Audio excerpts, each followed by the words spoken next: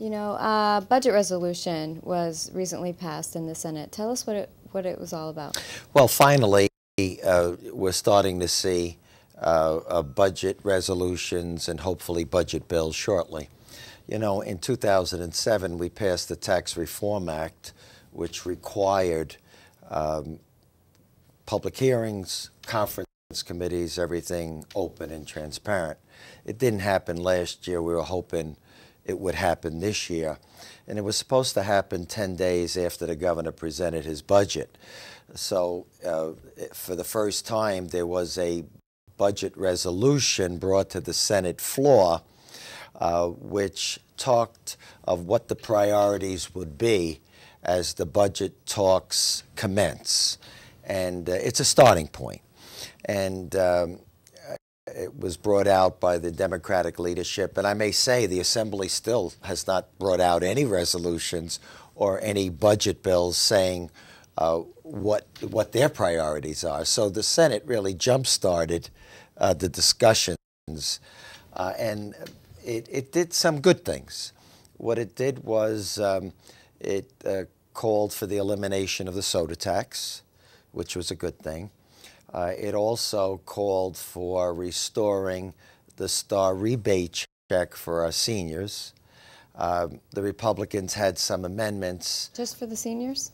Yeah, just for the seniors on this one. But the problem is that, last year was a terrible year in terms of spending. There was close to $15 billion increase last year's spending and $8 billion of new taxes. None of those taxes or spending were reduced. In fact, when the governor gave us his budget, it was 1% higher, which wasn't bad considering the increases we've had over the years, including the Republican administration when we had Governor Pataki. But the Senate legislative proposal increased it 2% over last year.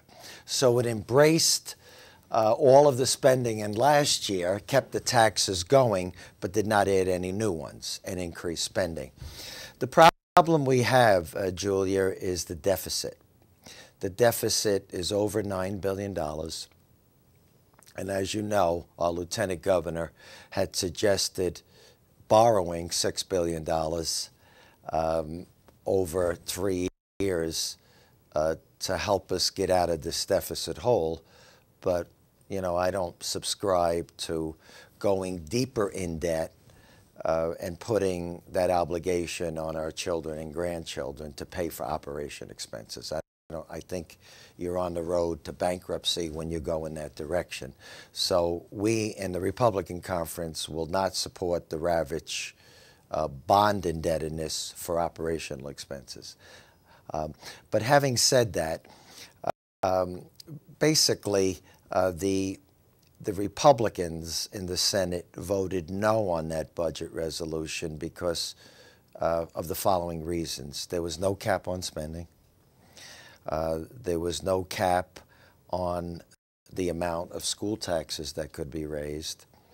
The property tax relief was very small.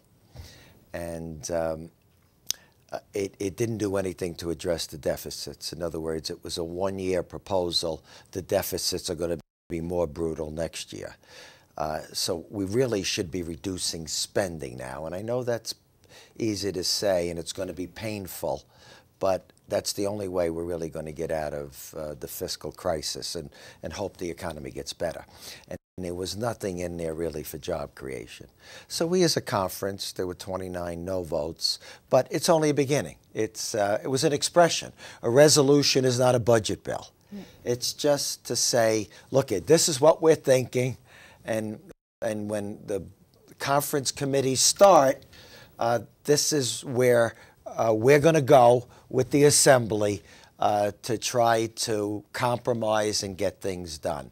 And also, the budget resolution embraced pretty much all of Governor Patterson's tax cuts to education, on average about 5% reduction in state aid for the school districts. Some a little more, some a little less, but on average 5%. So we didn't like the priorities, and for that reason, we as a conference said no, but there's more to be going on. This is just the beginning.